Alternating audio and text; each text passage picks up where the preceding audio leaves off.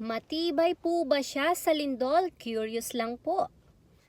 Actually, itong katanungan to, super valid niya. It is a very valid question. So, thank you so much po sa pagtanong. So, para po sa mga first-timers dito sa aking page, my name is Mami Lenny, your teacher mom here in Japan. Dating ALT, ngayon pinasok na nga rin ang real estate investing with my Japanese husband. At nag-i-invest kami sa mga lumang apato na nire-renovate, nire-refurbish namin, at yun nga ang ginagawa naming mga rental properties.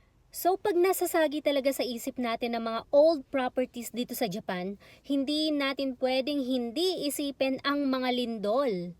At kapag meron kaming prospect na property dito sa Japan, tinitingnan nga muna namin yung tinatawag na pre-1981 earthquake law or earthquake resistant standards.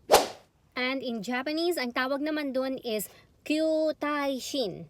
Pero yung mga properties naman na pinatayo na after 1981, ang tawag naman doon is Shintaishin. Sa simpleng salita, yung mga Kyūtaishin na mga properties or before 1981, matitibay na rin naman talaga sila.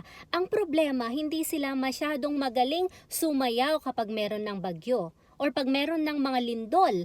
Pero, yung mga properties naman after 1981, lalong-lalo na from 1984, yung mga tinatawag nating Shintaishin properties, yun na yung pasado sa standard na flexible na, sumasayaw na kahit na umuuga yung property. Kahit na tayo mismo, 'di ba, kapag nakakaramdam tayo ng lindol, makikita lang natin yung bahay natin na umuuga lang siyang ganyan, sumasayaw, flexible na kasi. At yung ganong klaseng flexibility ang wala sa mga pre-1981 properties. At itong information na to, makikita nyo siya doon mismo sa Maisoku or doon sa property information na makikita natin sa mga real estate companies. So, hindi nyo na kailangang maghanap pa or hindi nyo na kailangang i-check pa kung saan nyo yan makikita. So para sa amin, para malaman namin kung safe pa ba, kung pasado pa ba sa standard ng earthquake law yung mga properties na tinitingnan namin or prospect naming tingnan, dapat nasa Shintaishin na siya after 1981 na. But the thing is, just to be safe, from 1981 hanggang 1983, ilan sa mga properties na ipinatayo during that time, nasa Kyūtaishin period pa rin siya. So just to be safe, yung pinipili lang namin as much as possible is nasa 1984 na. Dahil from 1984 onwards, lahat yan pasado na nga yan pasado na yan sa earthquake standards law ng Japan. Lahat sila Shintaishin na ang standard.